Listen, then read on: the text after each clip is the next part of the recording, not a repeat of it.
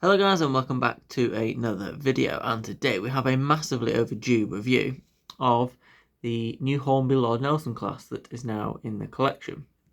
So basically, I sold my old Bachmann version to a good friend of mine, and even though obviously I wanted to keep hold of it, it was not something I used that much, mainly because of the age of it and because it was an old Bachmann one, and this came up massively discounted on Wheels of Sheffield, brand new. So I thought, why not give the Hornby one a go and let the Bachmann one depart? So that's what we've done. We've done it with another locomotive, which you'll see straight after this in a review as well.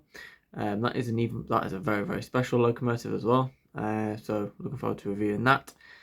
But this is the first one of the two that came inbound after some went out of the collection.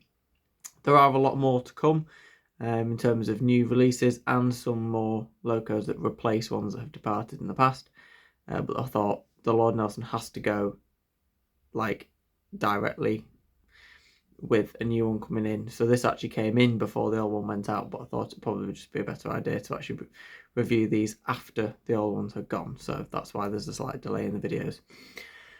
So we're going to quickly run through all the box stuff, blah blah blah, then we'll go into the detail, and then we'll check out how it runs and enjoy it running around the layout for a bit. So let's get to it. So typical Hornby box. Now you can see the typical Hornby box is a loco that's the wrong shade of colour, which is a typical Hornby box. And turn over and you'll see you've got the 7P classification, which means it's quite a powerful locomotive for a 460. There is some history on the class, which you can read there. Pause it if you want to. And then there is a bit of a tooling diagram there. So you can see it says 2017 tooling. So it's not a million years old. It's actually quite a recent locomotive tooling. Standard block of ice packaging, and I'm not going to take it out fully, but you can see some separate details there. So you've got some lamp brackets, couplings, and some other bits and bobs in there. The instructions are just usual Hornby ones. So Lord Nelson class 460 steam locomotive and tender, DCC ready, DCC fitted, sound, operations and maintenance instructions. So you can see general there, running hints, all the stuff you might need, diagrams for how to fit all the extra details. Fairly straightforward. And then just about the tender, doing the decoder, and then you've just got a bit for the brake rigging at the back. So we'll now go on to the detail, and this is where this locomotive excels massively compared to the Bachmann locomotive.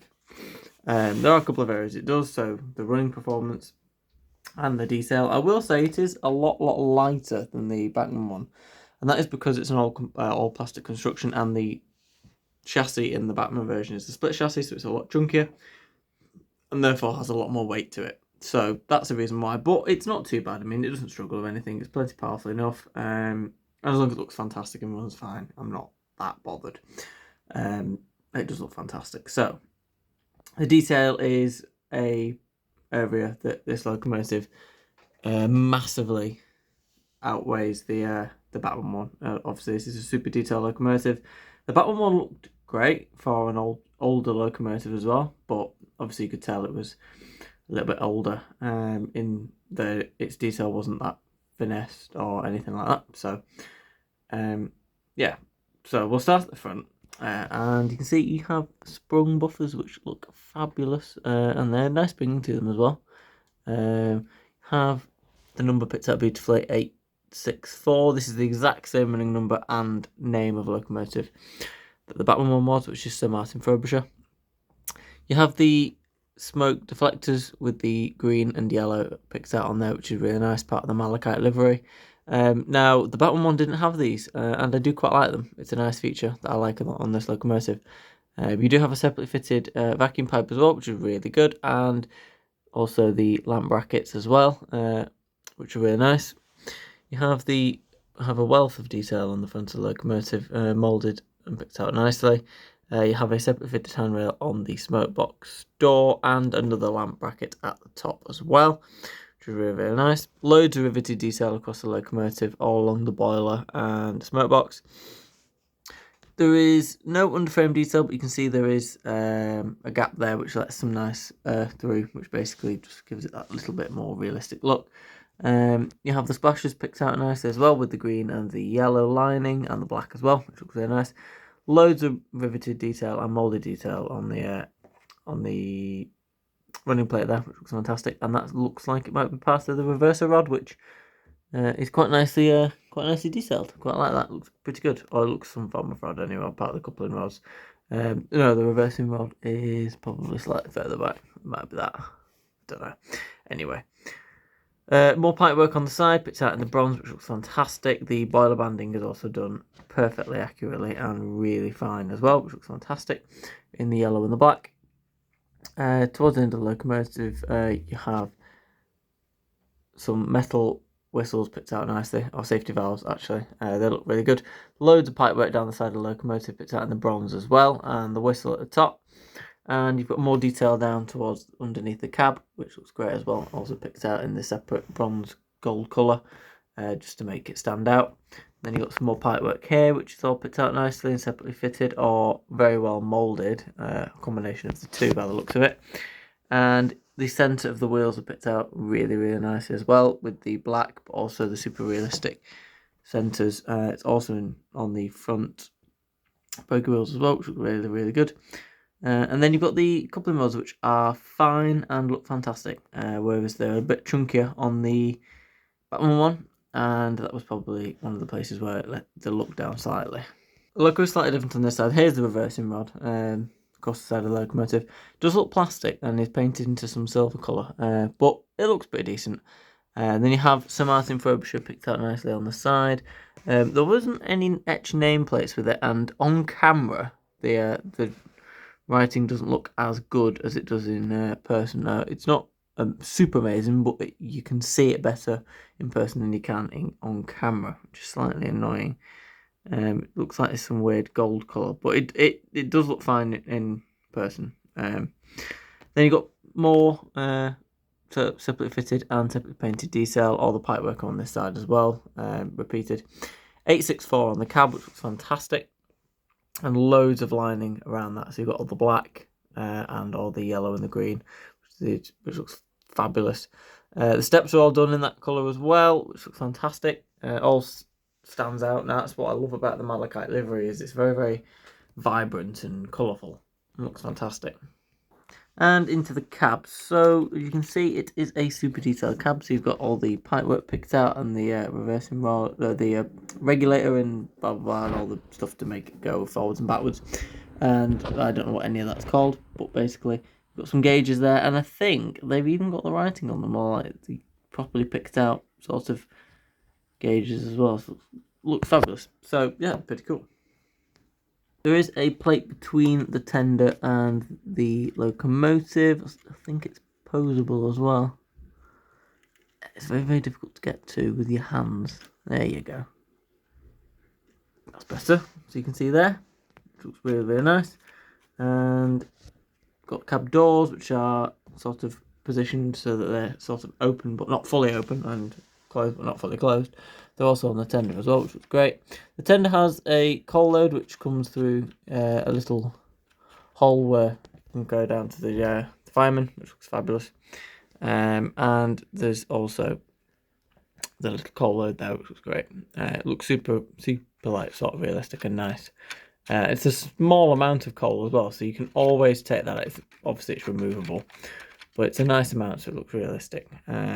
Because I don't think locos will have run with coal to here in real life as well, because they'll have been using it all the time. The tender is a unique sort of tender. It's a huge tender with like sort of bogies on it, which looks mad compared to most tenders that British locomotives had. It's very unique in Britain for a tender like this. You do have sprung buffers on the back, which are lovely. But you can see you've got Southern picked out nicely with the gold lettering and the black banding around it, which is great. The tender itself is obviously in the malachite green with all the yellow lining and the black around the outside, which looks fabulous. Makes it stand out quite well. Got the steps as well, which obviously are done to match. Got all the riveted detail on the underframe of the tender with all of the sort of valve boxes, the axle boxes, and all the rivets, which look fantastic, and the springs, blah blah blah, which look really good. Towards the back, you have obviously another separately fitted vacuum pipe, separately fitted lamp brackets, and then you've also got some water tanks here. Now you've got two portholes for flipping little thingies, water scoop thing, water tank, which is mad. You normally only have one. No idea what these are. Who knows? I assume it's something to do with the water, but I couldn't tell you. I'm not an expert on railways by any means, as you can probably tell. And basically, that's probably about it. So there are obviously more little handrails separately fitted around the locomotive and on the tender, and sort of like extra bits of detail. I wonder, is this to keep where you store like your shovel and stuff in this bit? It's like a bit of a rail there. God knows. Anyway, so that will do for the detail. We'll now get it onto the track and see how it runs. So there is the lovely Hornby Lord Nelson class on the track, and we're just going to do a little bit of slow speed testing, see how it runs. It has been running, obviously I've had it quite a while now, and it has been running quite a lot.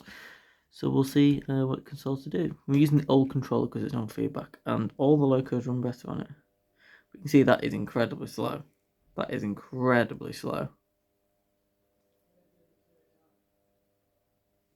Cogs slightly, but you'd probably expect that from a loco this size. It's not. Just cog a little bit, but it's very, very smooth at high speeds.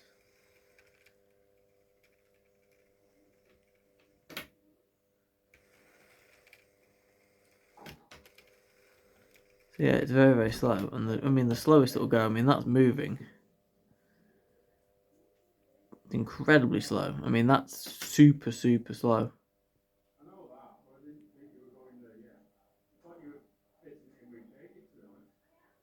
Taking up the slack. There we go, of the valve gear. It's insane how slow that is. Right, let's couple it to some coaches and enjoy it running around for a bit. So there we go. Let's get this running. So go. Nope, not going the correct way, are we? Nope.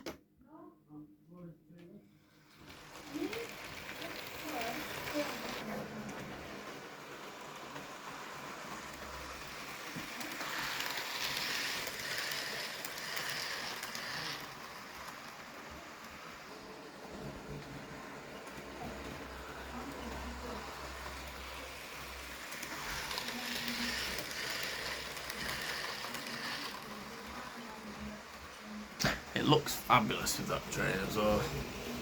It's a nice size, nothing too crazy. Not that it could probably manage that more because it isn't the heaviest loco in the world.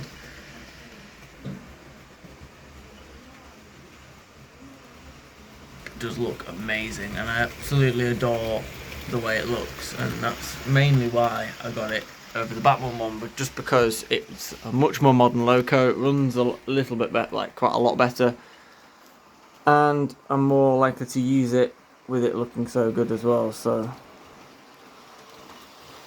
always liked the Lord Nelson class. It's always been one of my favourite classes of locomotive in terms of 460s,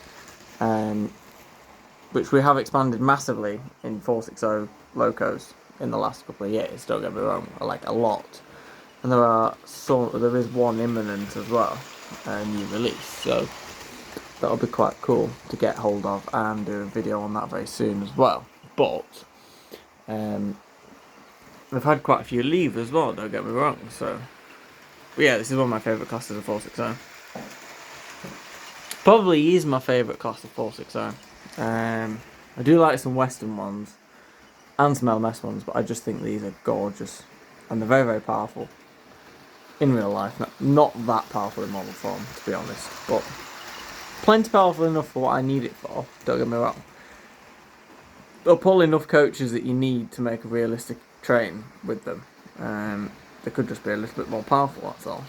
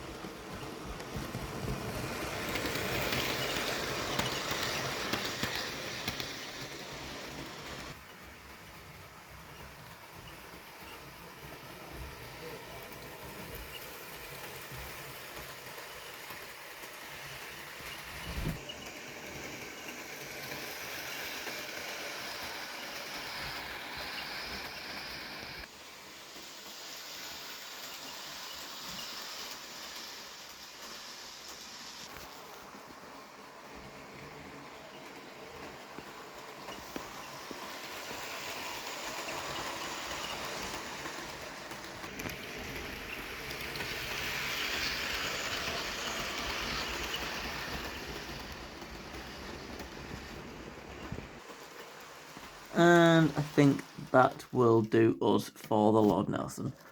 So, as you can see, it is a gorgeous locomotive and a very welcome one to the collection, and I'm so glad that I actually made the decision to get this and sell the Bachmann one, which I was never going to do.